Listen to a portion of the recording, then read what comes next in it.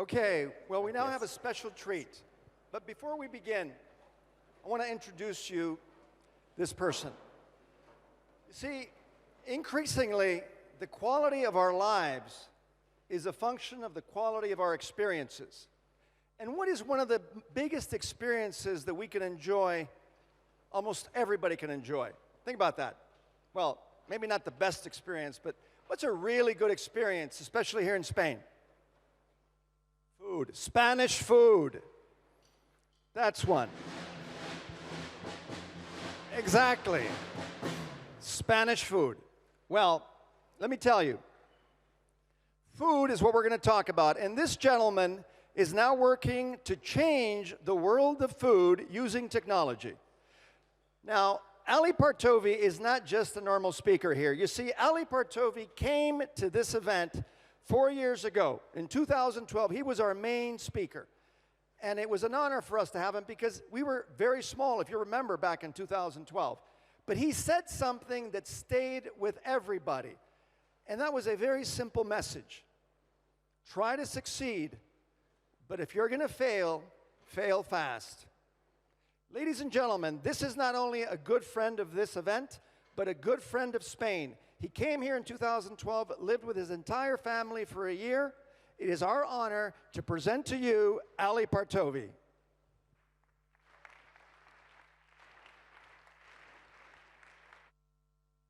Thank you, Paris. Thank you very much. Hi, everybody. My name is Ali, and I'm really excited to be back in Spain. I spent a year living here and several years ago, and I've spoken at this event in the past as well, and I'm really glad to be back. Today I'm here to talk about a new area that I've spent time in recently, which is the area of food and farming. And it's something I started investing in myself about 3 years ago or 4 years ago, and I'll tell you a bit about why it's interesting to me and where there are opportunities for the future. So anyone who has spent any time looking at the challenges of the food system knows that we're faced with a very major challenge of how to feed the growing population.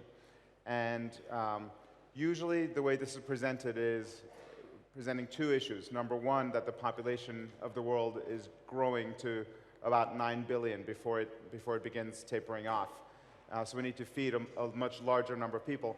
And then number two is an increasing consumption of animal protein and meat and dairy that's tied to, in developing countries, as they become more affluent, there's a much higher consumption of animal protein, and animal protein is much, much more resource intensive. It requires far more land and water to produce animal protein than to produce anything else. But I would say there's actually a third challenge as well, which is that as people become more affluent, there's been an enormous trend towards eating more conscientiously. So this is reflected in different ways in the realm of organic food, or in Spain it's called ecológico. Generally, consumers, when they reach a level of awareness of the food system, care about the safety, care about the health, and care about the environmental impact of what they eat. And the true challenge that the food system faces is how to feed 9 billion people, how to feed them a diet that, because of their increased affluence, how to satisfy both their demand for more protein and for animal products, but also their demand for food that is more sustainably raised and more conscientious in a number of ways and more healthy. And the reason I mention these three challenges is because oftentimes there are two competing camps in the realm of food. There's the sort of industrial technological camp that is just focused on more quantity, and then there's the organic camp that is protesting the industrialization of agriculture and food. And what I would really say is that these two groups have more in common than we might realize. Regardless of which direction they come at to the problem, there is now increasingly a common emphasis on reducing the use of chemicals and reducing the environmental impact and reducing the the footprint, especially the carbon footprint of agriculture. And whether somebody is an advocate of organic farming or an advocate of things like biotech, they talk about sustainability as a key goal. And so I would say that for myself, I began investing in food because sustainability was my key interest. And I was surprised and very intrigued to learn that agriculture was one of the biggest contributors, if not the biggest contributor, to climate change, to global warming, and that the greenhouse gas emissions of agriculture and of land use change for agriculture exceeded many other sectors that we traditionally associate with emissions.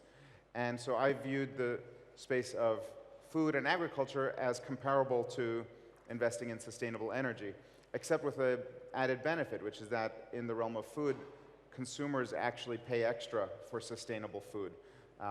You don't generally find consumers paying extra for sustainable kilowatts. The electricity or the gasoline for your car, people are basically purchasing that as a commodity without regard to how the energy was produced. Whereas for food, people are willing to pay an enormous premium for food that is healthier and for food that is more sustainably raised. In the United States, the trend for sustainable and organic food is an enormous trend now. And it's just in the last decade or two, it's gone from being a very small, new niche to being quite mainstream and growing really fast. Surveys of American consumers say that 90% of American consumers want organic food if it were more widely accessible. And in contrast, in the United States, only 1% of the farmland is farmed organically. And that's an enormous challenge, but also an enormous opportunity. And it reflects right now that there's a huge mismatch between the practices today of farming, at least in the US, compared to what the consumer actually wants. So there's a lot of different areas where technology can help improve the food system and to help reduce inefficiencies and to make the system produce more while also producing food that matches the qualities that consumers want. One category for that is in farming, simply finding more efficient ways to deliver nutrients to crops. Historically, fertilizers are an enormously resource-intensive part of agriculture, and the way they're applied is quite wasteful. And there's two different approaches to how to reduce that waste. One is using precision agriculture to deploy fertilizers only where needed, only in the amounts needed, rather than overusing them. And the other approach is the more ecological approach, which is recycling nutrients, using crop rotations and perhaps combining livestock with crops as a way to reuse nutrients and to preserve the carbon cycle and the nitrogen cycle rather than having to apply synthetic chemicals. Similar thing applies to pesticide chemicals, whether it's for weed control or insect control. Technology can both help apply those chemicals more precisely and reduce their use, or find more biological ways to combat pests. Another area where there's enormous room for technology to create efficiency is in the realm of food delivery and food distribution. And we've seen this in other sectors. Generally speaking, I would say technology is replacing capital, whether in the case of transportation, such as Uber, or if you look at Airbnb and the way it's disrupted the travel industry. Technology is enabling unused resources to be much more efficiently used and eliminating the need for much more capital-intensive infrastructure. And the same can all be made true for the realm of food as well, whether it's the distribution from the farm to distribution centers or down to the individual consumer. There's a lot of potential for eliminating middlemen and to more directly connect the producer and the consumer. And in doing so, bring down costs, and perhaps reduce waste. So the same, has been what Airbnb and Uber have done as well, as eliminating middlemen and more directly connecting, you could say producers and consumers. The last area I'll mention, and one which I think has perhaps the biggest impact as far as carbon footprint, is in the realm of animal protein. The single most wasteful thing in the food system today is the way livestock are raised, especially in the United States. The intensive livestock business is producing low-cost meat and low-cost dairy, but it's at an enormous environmental cost. And I would also say the costs are actually partly, they appear to be low cost because of government subsidies on grains.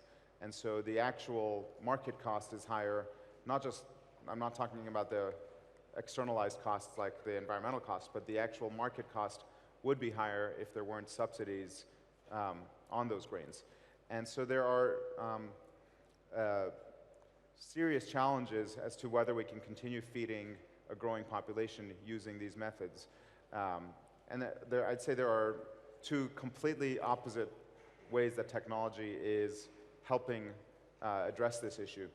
One direction is to find more sustainable ways of raising livestock and to more sustainable ways of producing animal protein.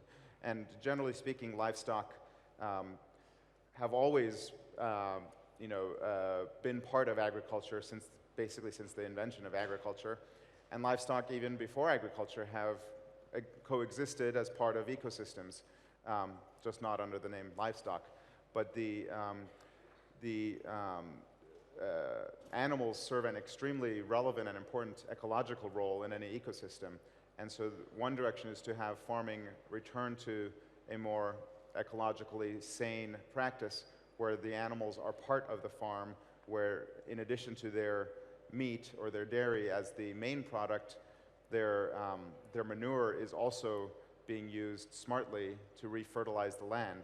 And whether it's via crop rotation or combining animals with, with fixed crops, there's a lot of value to be gained compared to the way livestock are generally raised in America today, where the animals are in a concentrated feedlot and the food is transported to them and their waste product ends up becoming an environmental problem.